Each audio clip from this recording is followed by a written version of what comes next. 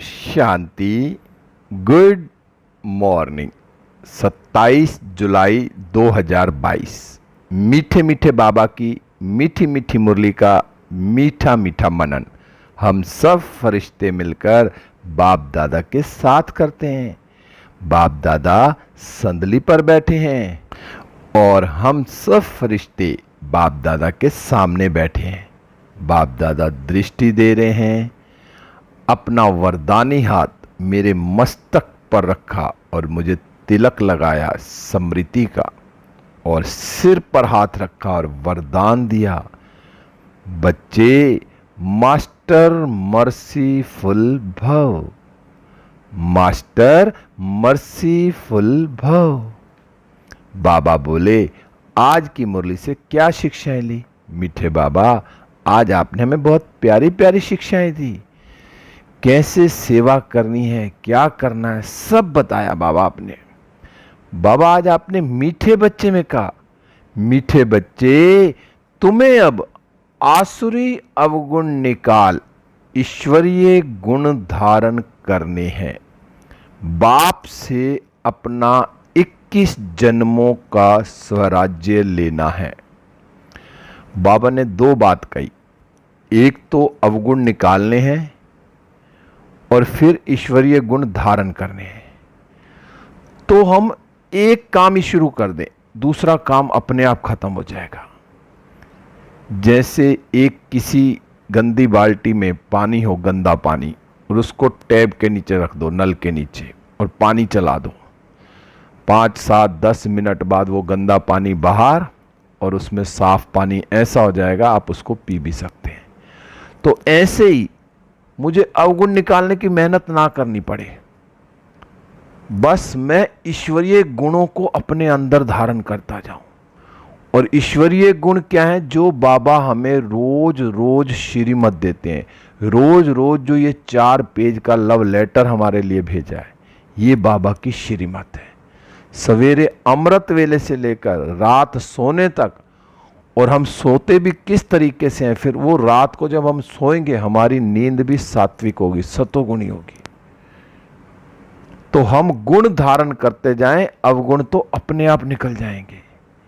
बस मुझे अपने अंदर गुण धारण करने हैं, ये मेहनत करनी है। अवगुण, आसुरी अवगुणों निकालने की कोई मेहनत नहीं, वो अपने आप निकले जाएंगे। क्योंकि जब हमारे अंदर गुण धारण होंगे, जब हम बाबा की श्रीमत पर चलेंगे, तब तो हम बाबा से अपना 21 जन्मों का स्वराज्य लेंगे, हक से लेंगे, और बाबा भी हक से देगा। कोई धर्मराज की सजाएं नहीं खानी पड़ेंगी। बाबा कहेगा, ये मेरा सपूत बच्चा है, इसने पहले दिन से ही गुणों को धारण शुरू कर दिया। तो मैं आत्मा अपने आप को चेक करूं कि मैं सारा दिन ईश्वरीय गुणों पर चलती हूं, अपने अंदर ईश्वरीय गुण ही धारण करती हूं, तो मेरी 21 जन्मों की स्वराज्य जो है ना, पक्का है।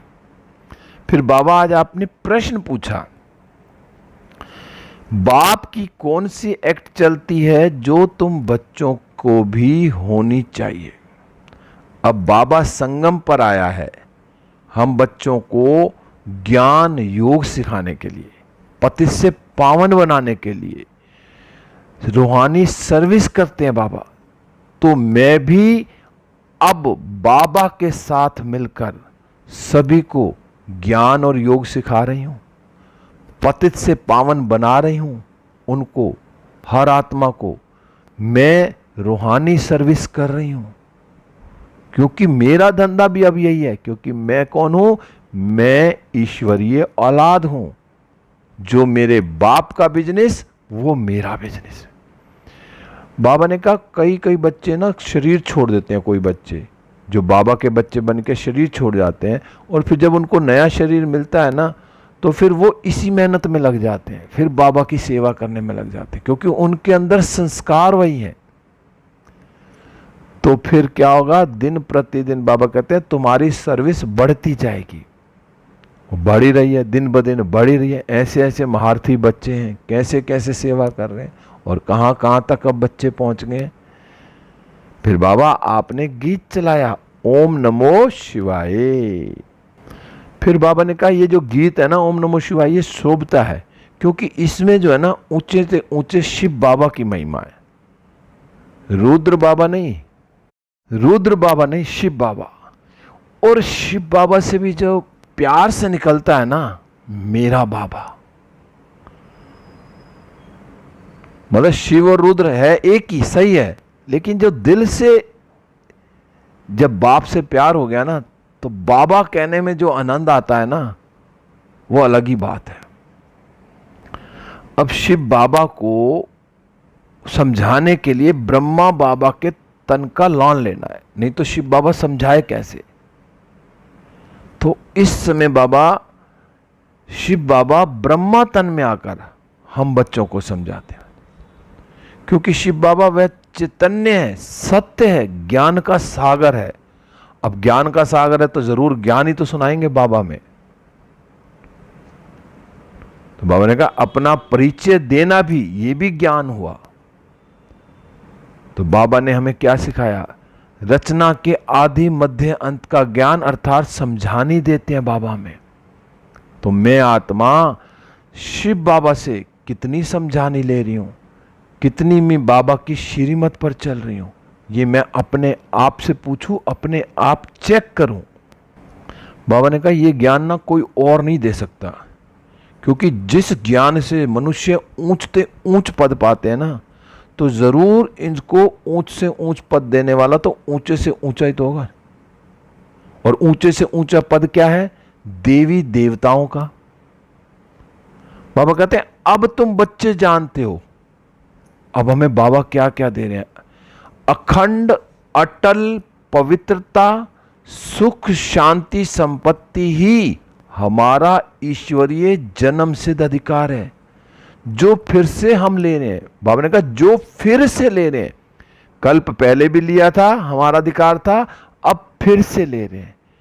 ये फिर से वर्ड भी बहुत बहुत पावरफुल है, क्योंकि याद रखना बुद्धि में, फिर से जो हो रहा फिर से हो रहा है, कोई नथिंग न्यू।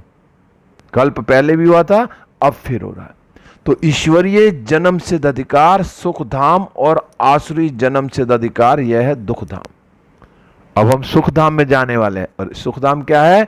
ईश्वरीय जन्म सिद्ध अधिकार है। और दुख धाम क्या है? रावण का है, क्योंकि रावण हम बच्चों को क्या बनाता है? पतित बनाता है, और राम हमें पावन बनाते हैं। आज तो बाबा बार बार कह रहे हैं कि तुम्हारा जन्म सिद्ध अधिकार है 21 जन्मों का स्वराज्य लेना। बार बार बाबा याद दिला रहे। तो मैं आत्मा कितना पुरुषार्थ कर रही हूं, बाबा की एक एक श्रीमत पर चल रही हूं, जिससे कि मैं 21 जन्मों का स्वराज्य प्राप्त करूं। और अगर वर्षा लेना है तो वर्षा लेने के लिए क्या करना पड़ेगा? बच्चों को, बाप को याद करना पड़ेगा। तो मैं आत्मा सारा दिन बाबा की याद में रहती हूं। आज बाबा ने कहा जो गोद लेते हैं ना, वह जरूर ब्राह्मण ठहरे। यह ज्ञान यज्ञ है, फिर यज्ञ कहो व पाठशाला कहो, एक ही बात है। सारा दिन मैं आत्मा बाबा की गोद में बैठ के हर कार्य कर रही हूं। मैं तो बैठी बाबा की गोद में, गोद से उतरना ही नहीं है। अब जब गोद से नहीं उतरेंगे तो फिर कितना मजा आएगा, क्योंकि जो बाबा की गोद है ना, वो झोली भी है। और जितनी देर मैं बाबा की गोद में, बाबा की झोली में बैठी हूं, उतना मेरे ऊपर कोई माया वार नहीं करेगी। बाबा ने कहा अब इस समय बीमारियां भी देखो कितनी हैं, और बीमारियां भी कैसी कैसी हैं, वृद्धि को पा रही हैं, भिन्न भिन्न प्रकार के दुख निकल आए हैं। और बाबा ने कहा जैसे मनुष्य वैसे किस्म किस्म के दुख निकलते आते। इसको क्या कहा जाता है? बाबा ने कहा इसको कहा जाता है दुख धाम, शोक वाटिका। मनुष्य दुखी है क्योंकि रावण राज्य है, और अब हमने जाना है राम राज्य में, स्वर्ग में। तो उसके लिए फिर राम की श्रीमत माननी पड़ेगी, श्रीमत पर चलना पड़ेगा, क्योंकि हम कौन है? हम इस समय क्या बने हैं? ईश्वरीय औलाद। फिर आज बाबा ने कहा जितना जितना समय बीतता जाएगा ना, उतना उतना ज्ञान शॉर्ट होता जाएगा। अब बाबा कहते हैं ना, ज्ञानी तो सब बन गए, लेकिन ज्ञान को धारण कितना किया? जो धारण करेगा वही उच्च पद पाएगा। और ज्ञान सब में है, तो अब शॉर्ट में समझाना। बाबा कहता है ना, सामने वाली आत्मा को देखो और शॉर्ट में समझा दो। अगर उसमें इच्छा होगी तो फिर वो आएगा, सेंटर भी आएगा, 7 डेज का कोर्स भी करेगा, सब काम करेगा।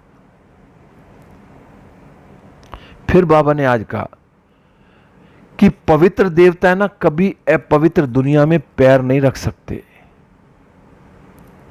जब सतयुग आएगा तभी देवता ऊपर से उतरेंगे।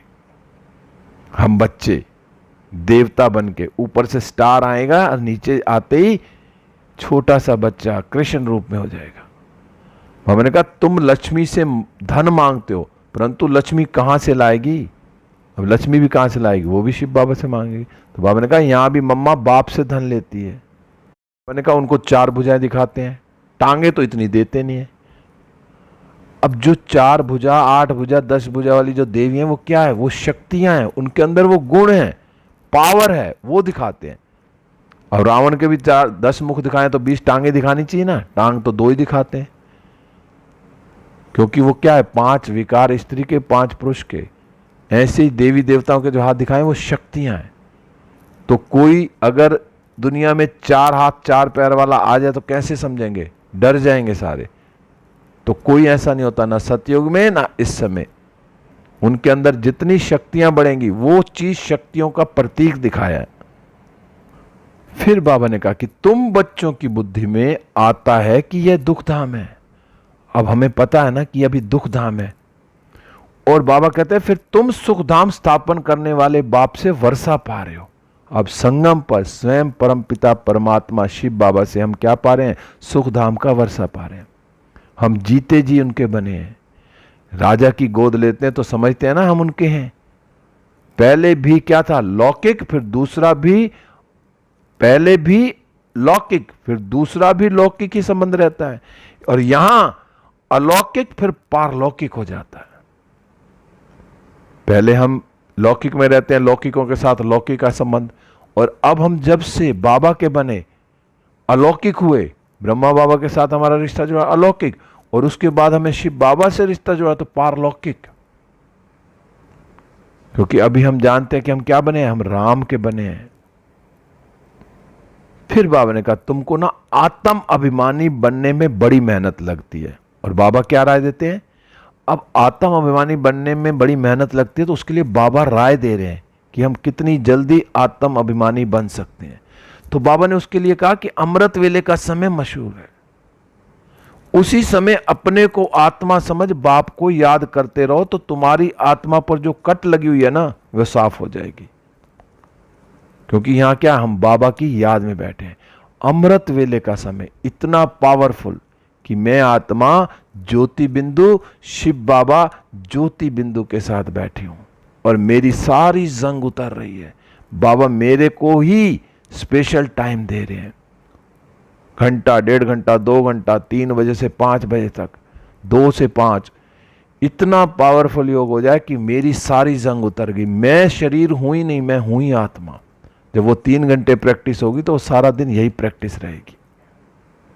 अब मैं आत्मा सारा दिन बाबा को याद करती हूं, क्योंकि बाबा कौन है? बेहद का बाप है, तो जरूर बेहद का ही सुख देगा ना। फिर सुख भी बेहद का देगा, हद में नहीं रहेगा। फिर बाबा ने कहा मेहनत है, घर गृहस्थ में रहते कमल फूल समान पवित्र रहे, फिर साथ में यह कोर्स उठाओ। टीचर से पूछो, कोर्स तो बड़ा सहज है। घर में रहते मुझे याद कर, रचना के आदि मध्य अंत को जानो।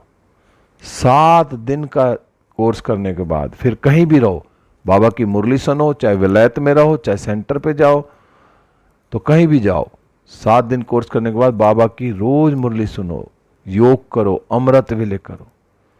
घर गृहस्थ में रहकर बनना क्या है? कमल फूल समान, कमल की तरह कीचड़ में रहना है, दुनिया में रहना है, रहते हुए भी लेकिन न्यारे और प्यारे लेना। क्योंकि बाबा ने कहा हर एक मनुष्य की ना रग देखी जाती है, हर आत्मा का अलग अलग पुरुषार्थ है,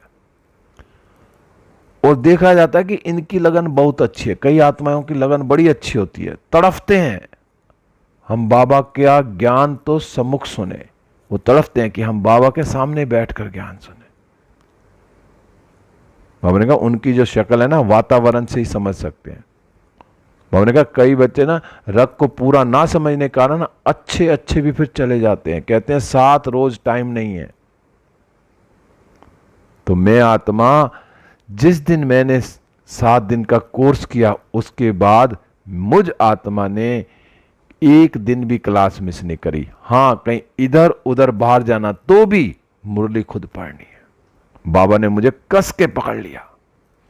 कोई भी ऐसा दिन नहीं कारण अकारण कहीं बाहर गए, पहले तो वहां सेंटर ढूंढते हैं, कोई आसपास सेंटर है तो वहां क्लास करने चले जाए, वहां सेंटर नहीं है तो मुरली खुद पढ़नी। तो बाबा ने कहा पहले आकर समझो, और बच्चों को भी पहले आकर समझो, 7 दिन का कोर्स करो। बाबा ने कहा किसके पास आए हो, पूछो, परम पिता परमात्मा से तुम्हारा क्या संबंध है। फिर आज बाबा ने वरदान दिया, मास्टर मर्सीफुल भाव।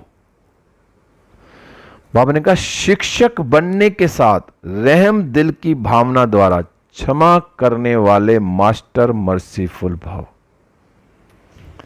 शिक्षक बनने से पहले अगर किसी को मैं कुछ समझा रहा हूं तो उससे पहले अगर कोई आत्मा गलती करती है तो पहले मुझे उसे क्षमा करना चाहिए, फिर उसके ऊपर रहम करना चाहिए, फिर मुझे उसे समझानी देनी चाहिए।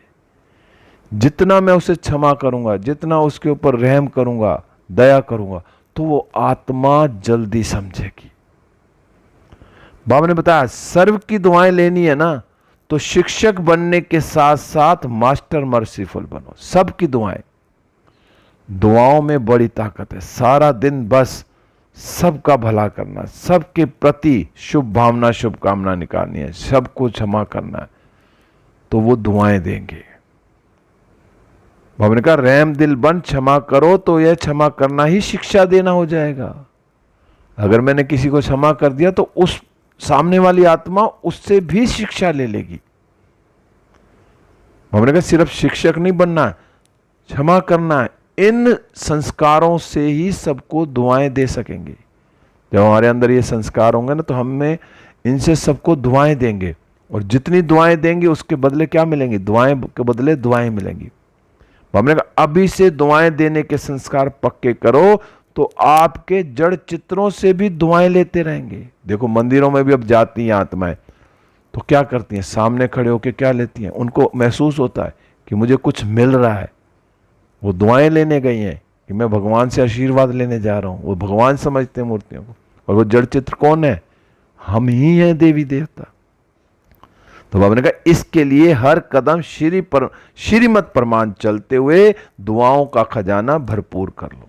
अब इसके लिए करना क्या पड़ेगा, अब संगम पर मुझे हर कदम श्रीमत पर चलना पड़ेगा, और हर आत्मा के प्रति शुभ भावना शुभकामनाएं देनी है, जिससे कि हम दुआएं देंगे तो हमारे भी दुआओं के खजाने भरपूर हो जाएंगे। फिर बाबा ने आज स्लोगन में कहा जिनकी झोली परमात्म दुआओं से भरपूर है उनके पास माया आ नहीं सकती। परमात्मा की तो दुआएं हैं ही हैं, मैं तो बाबा की झोली में ही बैठा हूं, बाबा की गोद में ही बैठा हूं। जब गोद में बैठा हूं तो मेरे पास माया आ ही नहीं सकती। माया आएगी, देखेगी ये तो पहले ही भगवान की गोद में बैठा है, तो क्या माया। तो सदा दुआएं लेनी है, दुआएं देनी है, दुआएं लेनी है, और सबको क्षमा करना है। ओम शांति। अब हम सब फरिश्ते उड़ चले विश्व ग्लोब पर। बाप दादा की किरणें मुझ पर आ रही हैं, और मुझसे सारे विश्व में सुख शांति आनंद प्रेम और पवित्रता की किरणें फैल रही हैं। 800 करोड़ आत्माओं पर, प्रकृति पर, सब पर बाबा की किरणें जा रही हैं, और सब सतों प्रधान होते जा रहे हैं। और मैं फरिश्ता बाबा के साथ सूक्ष्म वतन में बाबा से दृष्टि लेते हुए वरदानों से भरपूर होकर वापिस इस देह रूपी मंदिर में हूं। बाबा की किरणें मुझ पर और मुझसे चारों ओर फैल रही हैं। हर आत्मा का भला हो, सुखी हो, खुश रहें। हर आत्मा बड़े प्यार से बाबा की याद में रहे। ओम शांति। शुक्रिया बाबा, शुक्रिया सभी आत्माओं का। ओम शांति।